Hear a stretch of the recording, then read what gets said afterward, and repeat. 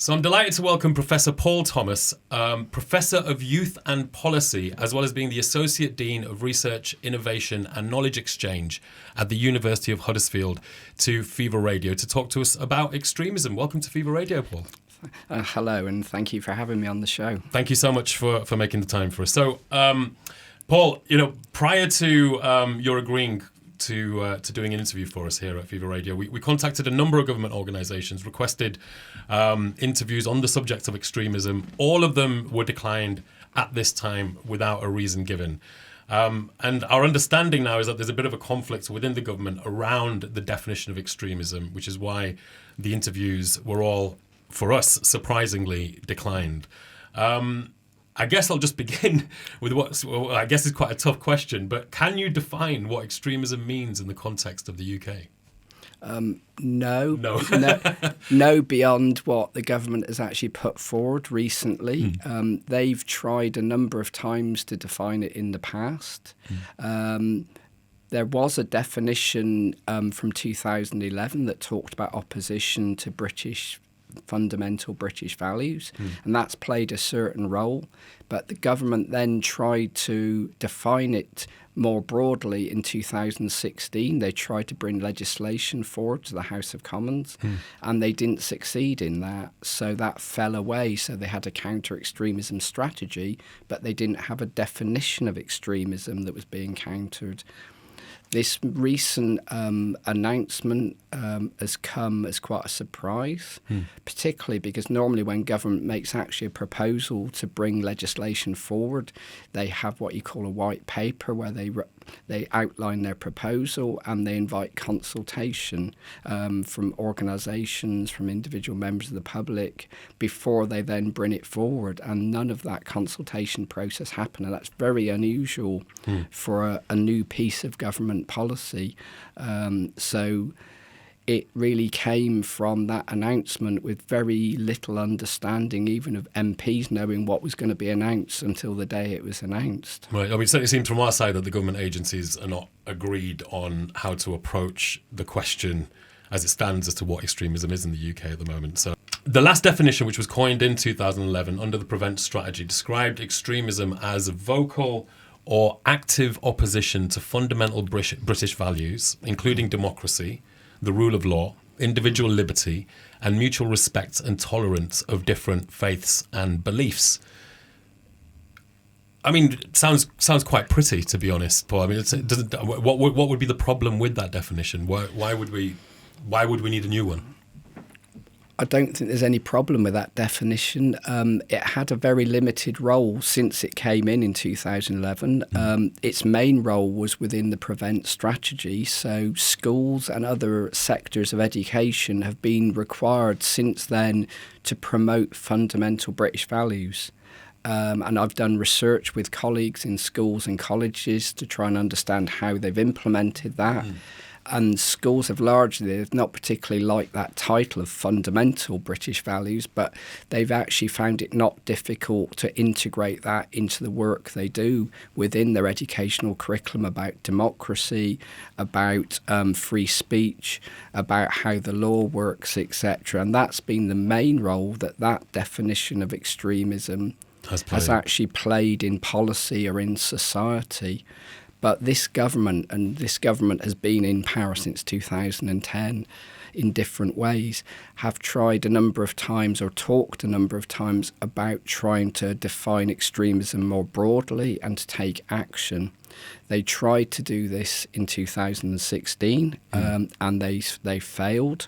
And then they've brought this new definition forward again, but it's been highly controversial. It received opposition very quickly from some very interesting sources, from people who played a role in the government itself. So on the day before the new announcement was made, there was an open letter signed by 3 ex-Home Secretaries. These are all ex-Home Secretaries from the same Conservative Party. Oh, right, wow. But also we had people who signed it included, for instance, Neil Basu, who was Britain's leading counter-terrorism police officer, and Dame Sarah Khan, who was their counter-extremism strategy coordinator, who said this was the wrong definition, not a helpful definition, and not a helpful way of proceeding. So very clear opposition. The fact that government wouldn't give you an interview, I think, partly shows that other parts of government have been caught by surprise by this announcement coming forward. And it may well be that there's opposition within the current government, but certainly people who played a very leading role in the government until recently have, as I said, been very openly critical of both this measure and the timing of the measure as well. And why? I mean, what did the criticism stem from? I think there's a number of criticism. One is, why is this needed? And it's not clear why this is needed. It seems that Michael Gove, the Community Secretary, said that the new definition was needed as a specific response to the increase in the amount of anti-Semitism and anti-Muslim hatred that we've seen on our streets since October the 7th last year. That's certainly the justification given. It's beyond dispute. No one argues that since the 7th of October and the events that from then, there has been a very significant spike in both Islamophobic, anti-Muslim sort of hate incidents, but also anti-Semitic hate incidents. And it's not just true in Britain. It's been true across many countries in the world that there's been that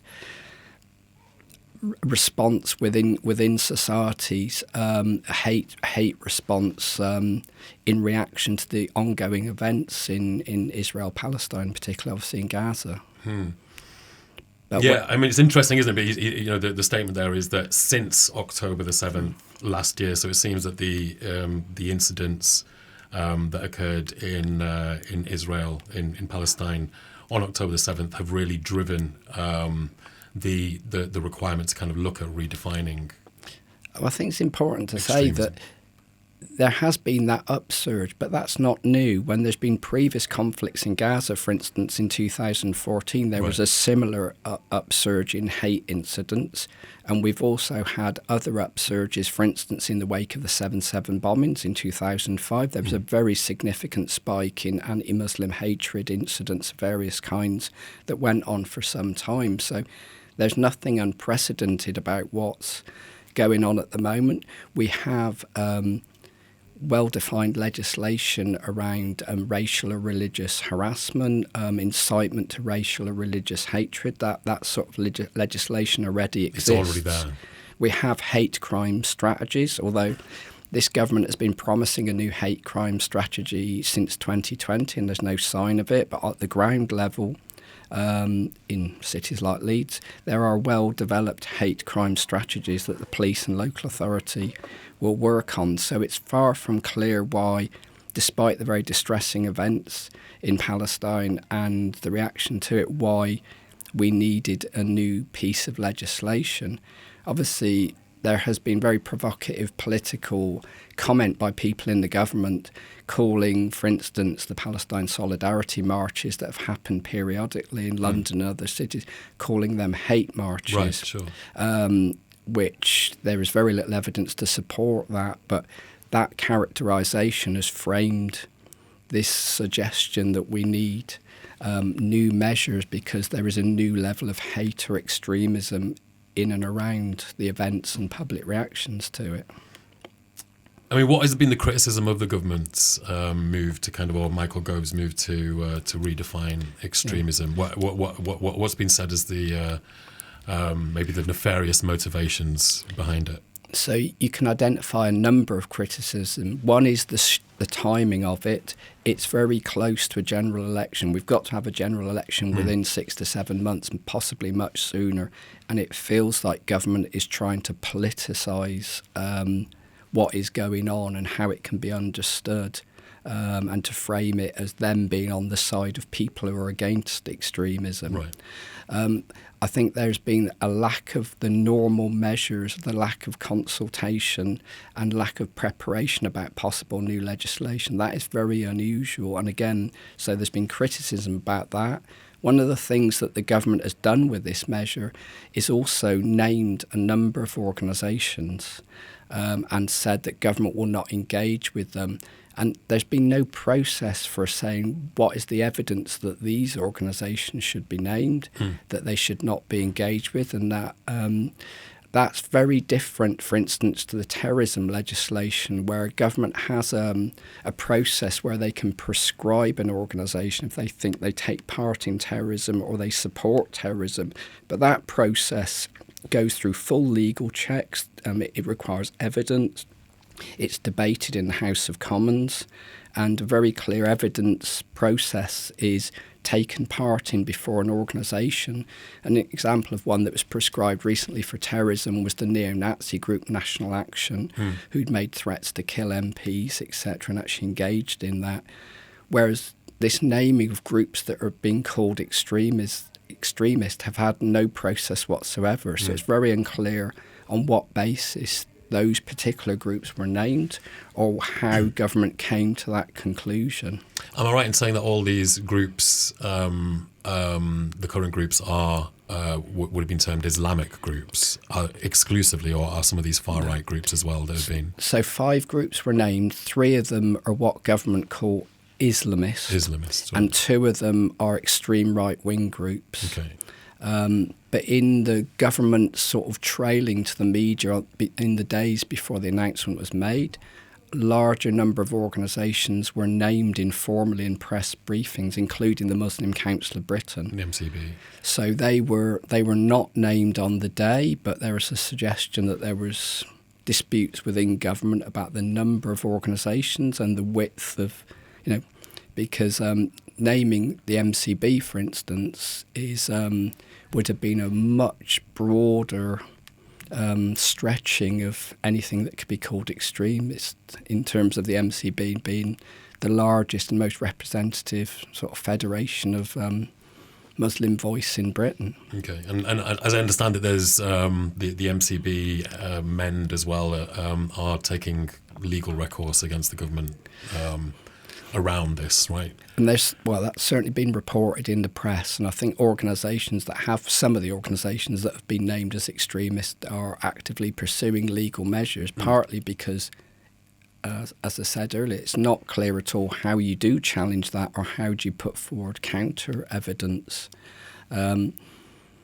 What it means is, in being named, that government will not engage. And this is very symbolic because government wasn't engaging with any of those 5 groups anyway. It wasn't meeting them.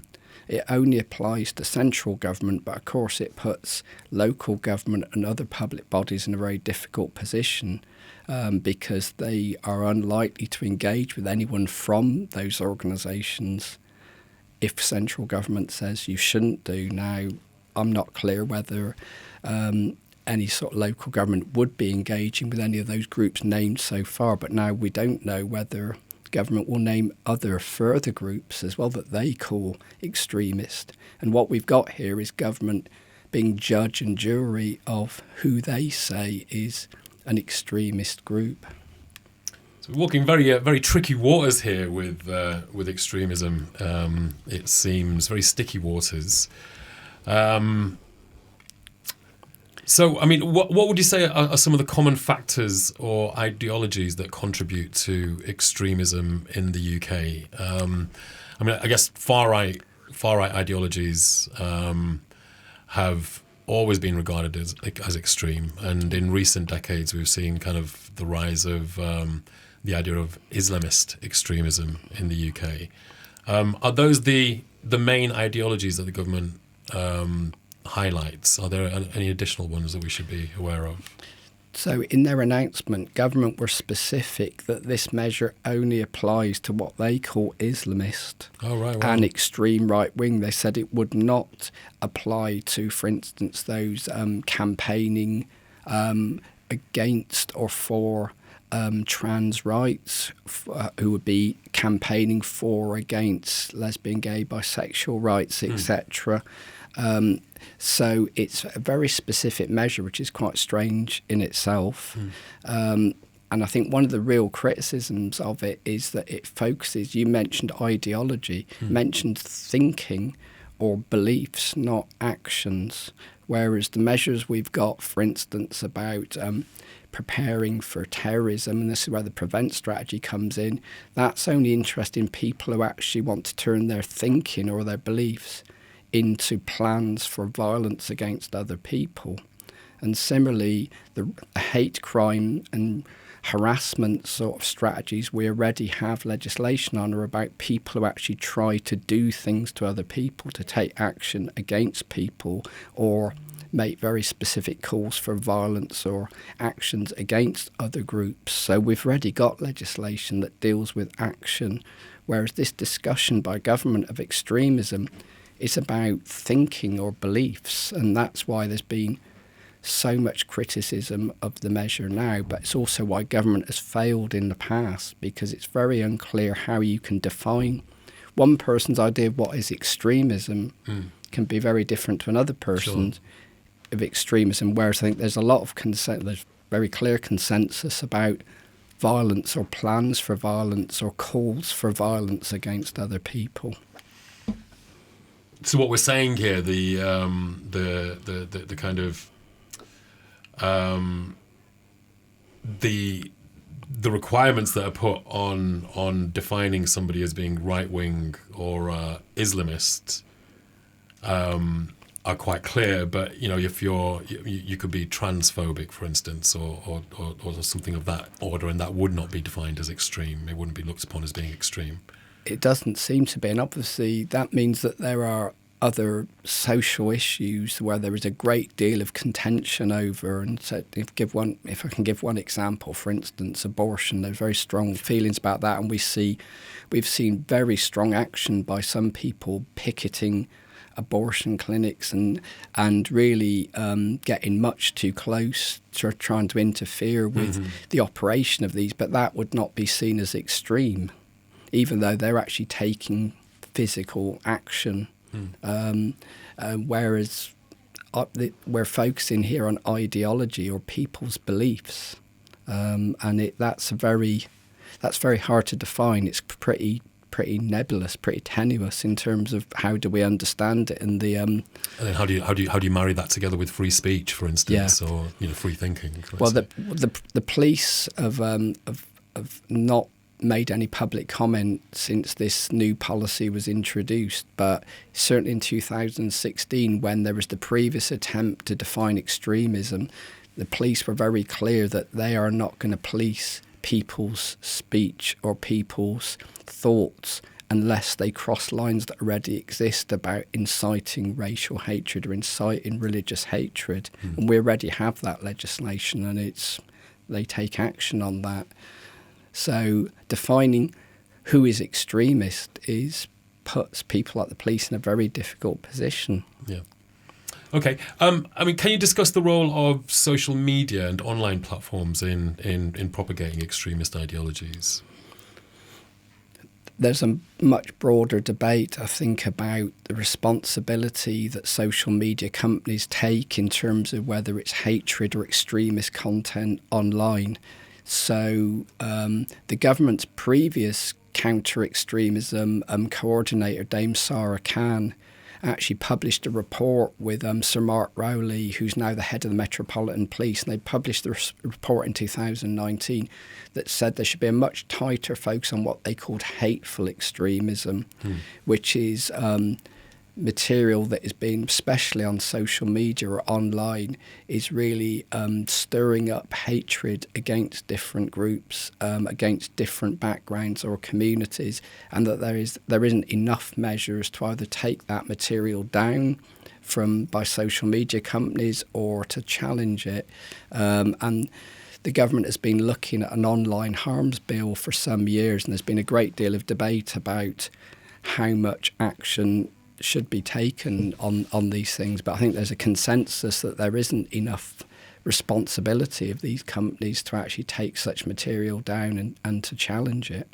Again, it comes under, I guess, the kind of free speech issue as well, like what do you allow, what don't you allow, and then what the role is of social media companies to get involved with censoring or not. Well, And we've seen that very much with Twitter, or X as it's now called, that since Elon Musk has bought the company, he's allowed a lot of people who were actually barred from Twitter because of their sort of hate content, extremist content. I think Donald Trump was one example. Yeah. Right? So. But also people who are more extreme political actors in this country and other countries are now back on X and are allowed, and he's pretty much said that anything goes. He believes in, it's what you call free speech absolutism, but that means that you can have people glorifying, for instance, previous terrorist massacres. So one example is the massacre in New Zealand by Tarrant, the Christchurch massacre, where material about that, even the film that Tarrant uploaded as he was carrying out the massacre at the mosque, was being viewed and was available years later on different platforms. And it's that lack of responsibility by social media companies, where people may be, what they actually say is just about staying within the law as it currently exists, but it is clearly propagating, proposing violence against others, hatred for others, or directing them towards more extreme content. And that's where the report I mentioned about hateful extremism wanted government to focus much more on that sort of propagation online rather than something more general about people's beliefs. I mean, it's very. I mean, for me anyway, I'm a big user of social media, rather than watching the television, let's say, for my entertainment. And it's got to be said. I mean, the number of adverts that I see that are outright scams. Or just simply misleading is unbelievable, and there clearly is a responsibility there of social media companies to step in when there's something better could be done. Okay, but then there's a profit motive, of course, for them at the other end, isn't it? And the question is, how much are they supposed to give consideration to these matters? Well, there's certainly a need, I think, for most of the academic research would say what we need to do in the education space is much more work with students about media awareness. What I mean is to be more questioning about the truth of things that they're seeing online, on social media. To understand better how to find counter evidence, or to find out how justified that point of view is. And we don't do enough work in schools and in colleges to help people be more questioning about what they see on social media. We're still learning about how quickly false ideas or hatred ideas can spread and be perpetuated on social media. Alongside an algorithm that's designed to attract attention at the same time. So it is very complicated. Okay, so how do you think socio-economic factors contribute to the vulnerability of individuals to extremist recruitment? They certainly play a role. It's clear that in a lot of parts of the country, hatred towards other groups is promoted or prompted by feelings of resentment, feelings that other communities are doing better, are getting more access to resources, are being favoured by government. Whether this is, doesn't mean it's true, but that's the perception. And quite often political actors perpetuate that, they prompt that, and they fuel that by saying, look, they're getting more of this or more of that. So certainly poverty or economic disadvantage can play a role.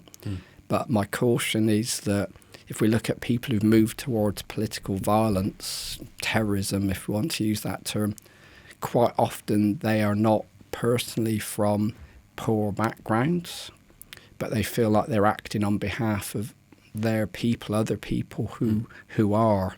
So we've seen that with people who are inspired by Al-Qaeda or ISIS. Quite often they've been university graduates, or they've been people from relatively well-off backgrounds. And similarly, some of the neo-Nazi groups, so National Action were the one who were prescribed more recently. They were very much promoting political violence against government, but also against ethnic minorities, against Jewish communities. And they were largely university students and university graduates. Oh, really? Wow. So they weren't from the poorest backgrounds, but they felt they were speaking on behalf of what they felt were their community. So there's not in terms of political violence or that terrorist violence, there certainly isn't a direct link between experiencing economic disadvantage and poverty and becoming personally involved.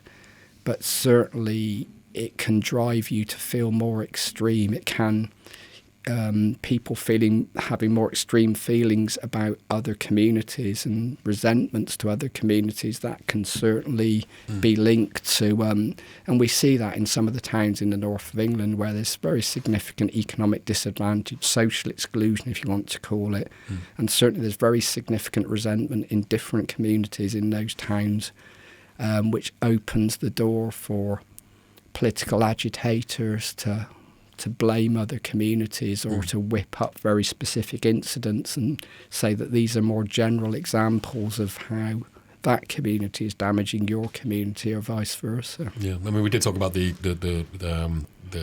7/7 bombers from Leeds, who very famously, a couple of them came from Leeds, and they're from an area of Leeds called Beeston, which I remember as a child was rife with divisions.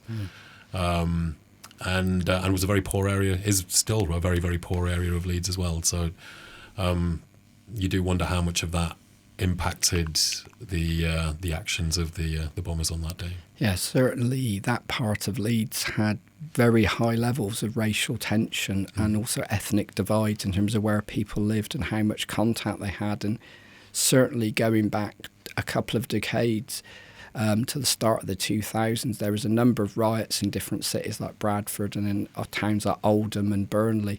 And government had a big focus then on community cohesion, bringing communities together, giving young people in communities more chance to meet each other, but also funding that allowed communities to work together on regeneration projects, etc. And that sort of focus has completely disappeared in government, and that's been one of the criticisms of this focus on extremism. Government isn't putting any funding or hasn't got any strategy to strengthen communities, to build that cohesion. And it's an ongoing issue, as we saw in the events of Leicester last year, where different South Asian communities had very significant levels of violence or conflicts over a number of days with each other. And it shows that there's always the potential for divides to be exploited and whipped up between different parts of communities.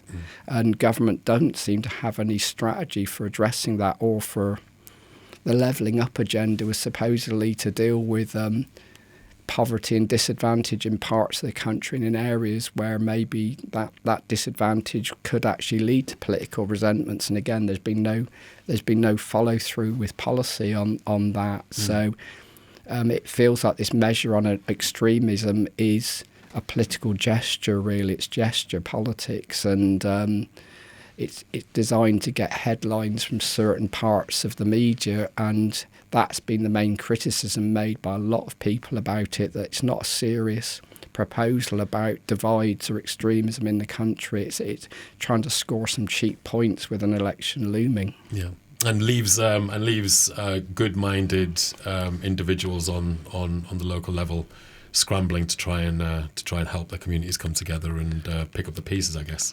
I mean, what kind of measures do you think local communities can take to counter extremism and promote social cohesion? I think there's a lot of good work that already happens, but it needs more support. I mean, I think the media did cover last week, for instance, an iftar dinner. There was a multi-faith dinner in Bradford last week where the Leeds Jewish community representatives went and sort of met with other faith representatives as well. There's a lot of, at the local level, a lot of interfaith work, and there's also a lot of efforts to do community cohesion, to bring young people together, whether it's through school twinning, whether it's through youth projects coming together. Youth work is my background. I used to train youth workers, but we've lost so many youth workers through public funding cuts, and we don't have that sort of activity where we don't have enough of that activity, which gives young people the opportunities to meet each other of different backgrounds, to do sport or art or drama together with them. And that is the sort of activity we need to see more in terms of overcoming resentments or misunderstandings between communities, and to counter extremism as well in terms of the thinking that is out there in communities. And it's that sort of educational response that we need to have in communities, but also need to help schools and colleges do more educational work about countering sort of extremist or hateful ideologies as well. Can you think of any specific case studies or examples of successful strategies in countering extremism? I can certainly give some examples. In 2001, there were some genuine race riots in Oldham where white and South Asian communities fought each other in the streets, prompted by some extremist sort of agitation in the months beforehand. But following those series of riots, youth organisations right across Oldham made cohesion a big part of everything they did. So they brought youth projects serving different groups of young people together, and for several years they regularly did activities together. So young people of different backgrounds, black, white, South Asian background, girls, boys, were all meeting together, getting to know each other, but they weren't just talking about what was different about them. They were all doing a sports project together, or they were doing an art project together, or a regeneration project together. But that had proper funding and was a serious long-term strategy to try and help educate people and break down some of the barriers and fears that they have about each other. And in spite of the fact that government doesn't fund work like that anymore and hasn't for some time, a lot of the local authorities try to still do that work, but they face massive cuts, and it's very hard. It's very hard to keep that work going when they have lost so many workers. Yeah, it seems like one of the best ways is always through the kids, isn't it? If we're going to create long-lasting change. Yeah, and I think the schools and colleges, and I'd say universities as well, are spaces where you get young people of all different backgrounds working very well together. Not to deny that in some schools there may be tensions or incidents of racism, but I think schools and colleges have been transformed over the last couple of decades in terms of how seriously they take tackling racism or hatred, and how seriously they work on creating a community where everyone's equal within their school or college. And but we're not seeing that in other parts of society enough. Are you hopeful? Are you hopeful for the UK? I mean, in your many years of kind of studying this field and this area, how do you feel? Do you think we're progressing? Do you think things are getting better? Do you think things are getting worse? I tend to be optimistic and think things are getting better, but there are very real threats. One of them is the social media force that we've talked about, how easy it is to spread hatred and lies about people very quickly without it being challenged. Which is only going to get worse now with the advent of artificial intelligence and the such like, right? So it feels like individual governments are they're not working together on an international problem on that enough, nowhere near enough. There is growing inequality. We've got growing inequality and growing poverty in this country, and that's a fact. And that can breed resentment or hatred as well. So I'm optimistic, but we're not doing enough. And obviously the third factor can be world events, and we see that with the last 6 months in Palestine and Israel. And that just really highlights why we need more resources and more effort locally and nationally, because sometimes these international incidents will inflame feelings and tensions within our own communities, and we need to be better at addressing those and addressing tensions and grievances quickly and effectively. It's interesting how things that are happening thousands of miles away can have such implications over here amongst various groups, even though probably we've got absolutely no ability to affect or have a consequence in any meaningful way as to what's going on over there. or in different parts of the world. Okay, great. And how can education and awareness programs, I mean, I think you've talked a little bit about this already, be utilised to prevent the spread of extremist ideologies amongst youth? I think they're an integral part in us kind of, moving forward successfully. I mean, your final thoughts on that? I think we need to invest more in prevention. That's partly in education, but also in community level projects and work where we're preventing problems happening.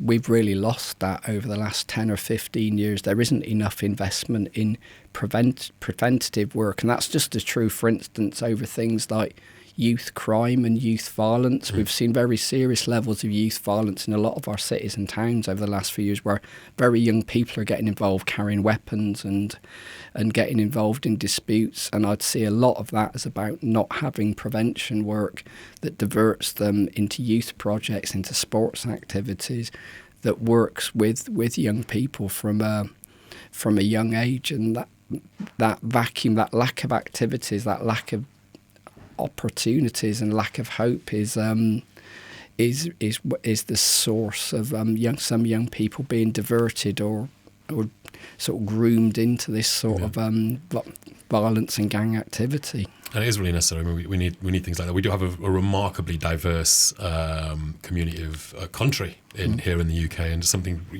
beautiful and something to be celebrated.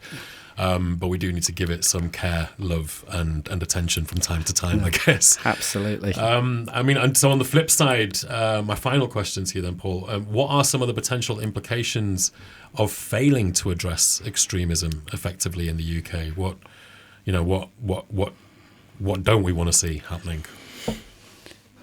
The dangers of not addressing it effectively are that you can get very divided communities, where communities are fearful of each other, but also you see genuine levels of violence where communities are fighting each other, where people are becoming more extreme in their understanding of why things are happening in society and blaming other communities.